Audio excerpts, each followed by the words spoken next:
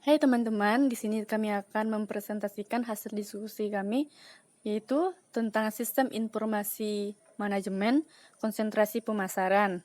Kami dari Prodi Manajemen 7V. Sebelum memulai diskusi kami, pertama kami akan memperkenalkan kelompok kami. Yang pertama yaitu Tena Yohana dengan NPM 18507540. Yang kedua saya sendiri Bernadetta Lisa 18507633. Yang ketiga yaitu Peridiana Asnawati dengan NPM 18507791. Dan yang keempat Wirda Wahyu Asari dengan NPM 18507869. Ada beberapa pertanyaan yang akan kami bahas di sini. Yang pertama yaitu, apakah yang dimaksud dengan belanja online dan pernahkah kalian berbelanja secara online? Yang kedua, apakah kamu punya akun media sosial dan perlukah memiliki akun media sosial? Yang ketiga, aplikasi apa saja yang biasanya digunakan untuk melakukan penjualan melalui e-commerce dan apa saja kelebihan dan kekurangannya? Yang keempat, cara menanggapi pelanggan yang keras kepala atau marah. Dan yang terakhir, cara membungkus dan mengirim paket. Baiklah, soal pertama yaitu akan dijelaskan oleh Tena Yohana. Soal pertama, apakah yang dimaksud dengan belanja online dan pernahkah kalian berbelanja secara online? Belanja online adalah suatu proses pembelian barang atau jasa dari mereka yang menjual barang atau jasa melalui internet, di mana antara penjual atau pembeli tidak pernah bertemu atau melakukan kontak secara fisik, yang di mana barang yang diperjualbelikan ditawarkan melalui display dengan gambar yang ada. Contohnya seperti berbelanja secara online di Shopee. Pengalaman berbelanja secara online akan memberikan pemahaman mengenai sistem toko online melalui dari cara memesan, memilih sistem pembayaran hingga menunggu paket tiba di tempat tujuan. Jika seseorang belum pernah berbelanja secara online, maka tidak mungkin dia bisa menjadi admin toko online yang mengerti segalanya. Kamu justru membutuhkan waktu ekstra untuk mengajar mereka cara berbelanja secara online. Selain itu, orang yang tidak memiliki pemahaman teknologi yang mencakupi dan bahkan mereka pun masih meragukan keamanan berbelanja secara online. Soal kedua, apakah kamu punya akun media sosial dan perlukah memiliki akun media sosial? Memiliki akun media sosial menunjukkan bahwa seseorang aktif dalam dunia internet. Pemahaman mereka tentang internet sudah terbuka lebar berkat akun media sosial. Setidaknya memiliki satu akun media sosial saja sudah cukup. Misalnya Facebook atau Instagram. Mereka juga sudah terbiasa untuk berinteraksi secara online dengan pengguna lainnya, sehingga tidak menyulitkan mereka ketika harus membalas pesan atau komentar dari pengunjung toko online milikmu. Selain itu, kamu juga bisa mengajari mereka mengenai sosial media marketing yang sekarang ini sedang menjadi tren di kalangan digital market. Selanjutnya akan dijelaskan oleh Bernadetta Lisa.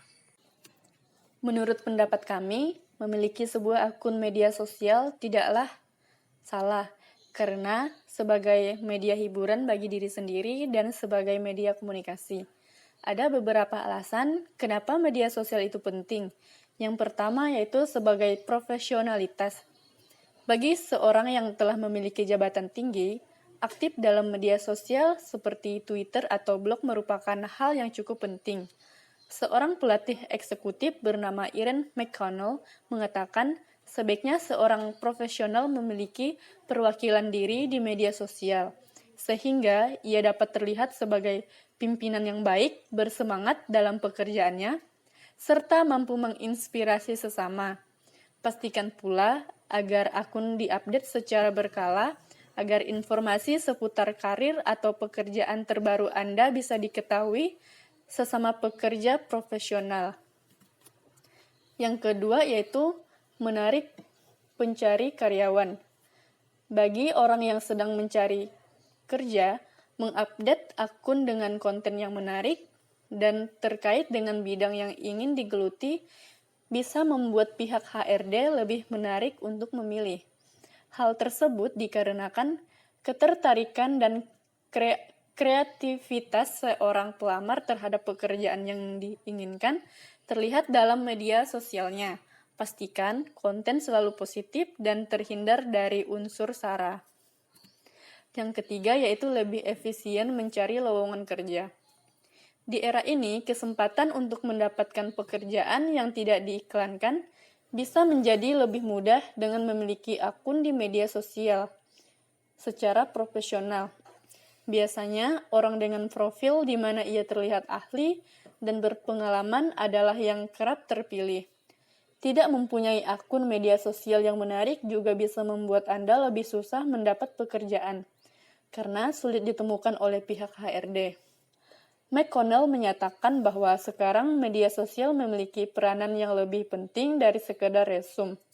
Anda bisa dianggap tidak eksis jika tidak bisa ditemukan secara online. Baiklah, selanjutnya akan dijelaskan oleh Peridiana Asnawati. Keempat, solusi pengganti. Jika Anda melihat bahwa peran media sosial ini tidak begitu penting dan memutuskan untuk tidak begitu aktif di dalamnya, Anda harus proaktif di dunia nyata. Banyak-banyaklah melakukan kegiatan positif yang membuat Anda bisa lebih dilihat di hak perusahaan. Menjadi seorang volunteer, mengikuti kelas pelatihan dan meminta diperkenalkan kepada orang-orang yang bisa membantu mendapatkan pekerjaan adalah beberapa trik yang bisa dilakukan. Jangan lupa pula untuk membuat CV yang benar-benar menarik agar kesempatan terpilih menjadi lebih baik.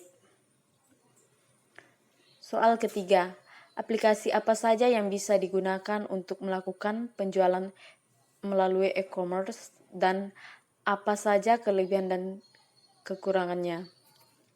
Berikut adalah beberapa aplikasi e-commerce Android dan iOS di Indonesia. Lazada, Tokopedia, Shopee, JDID, Zalora, Sorable. Kelebihan e-commerce. Biaya operasionalnya lebih rendah dari toko online. Margin tinggi dari produk digital. Bisa mendatangkan konsumen global. Toko online bisa buka 24 jam. Jumlah transaksi online terus meningkat. Situs e-commerce terus meningkat. Kekurangan e-commerce. Ketergantungan yang sangat kuat pada teknologi informasi dan komunikasi. Kurangnya undang-undang yang menandai untuk mengatur kegiatan e-commerce baik nasional maupun internasional. Budaya pasar menolak perdagangan elektronik atau pelanggan tidak bisa menyentuh produk. Soal keempat, cara menanggapi pelanggan yang keras kepala atau marah. Sebagai admin toko online, biasanya mereka juga menerapkan sebagai customer service representative dan technical support. Pertanyaan umum seperti cara berbelanja dan sikap error seharusnya sudah mereka pahami. Sikap yang sopan, ramah, dan tanggap harus melekat dalam diri seseorang admin toko online. Jika mereka menemukan pelanggan yang keras kepala, mereka harus tetap menghadapinya dengan baik. Jangan sampai menunjukkan sikap merendahkan pelanggan toko online. Selanjutnya akan dilanjutkan oleh Wirda Wahyu Asari. 7 langkah mengatasi pelanggan yang marah pada saat pembelian online. Yang pertama, tetap tenang. Cobalah untuk berpikir jernih supaya Anda bisa menghadapi pelanggan itu dengan baik. Yang kedua, dengarkan dengan baik. Yang ketiga, tunjukkan simpati. Yang keempat, meminta maaf. Yang kelima, memberikan solusi. Yang keenam, melakukan follow up. Yang ketujuh, menenangkan diri kembali. Soal kelima, cara membungkus dan mengirim paket. Mayoritas toko online di Indonesia lebih banyak menggunakan jasa kurir untuk mengirim paket mereka kepada pembeli. Meskipun ada juga beberapa toko online yang menyediakan pilihan cash on delivery atau biasa kita sebut dengan COD, namun jumlahnya tidak terlalu banyak. Sebelum dikirim oleh pihak logistik, pemilik toko online harus membungkus paket mereka dengan sangat rapi dan aman. Jangan sampai barang-barang elektronik atau yang mudah pecah justru rusak pada saat proses pengiriman. Oleh karena itu, sebagai admin toko online, mereka harus mengetahui cara membungkus dan mengirim paket dengan baik. Di era digital seperti sekarang ini, gadget menjadi kebutuhan utama sehingga peran teknologi menjadi sangat penting. Mulai dari kita bangun tidur sampai terlelap di malam hari, kita tidak pernah terlepas dari barang yang namanya elektronik. Mulai dari bekerja, berpergian, dan transportasi, hingga memesan makanan pun dapat dimudahkan dengan adanya teknologi online.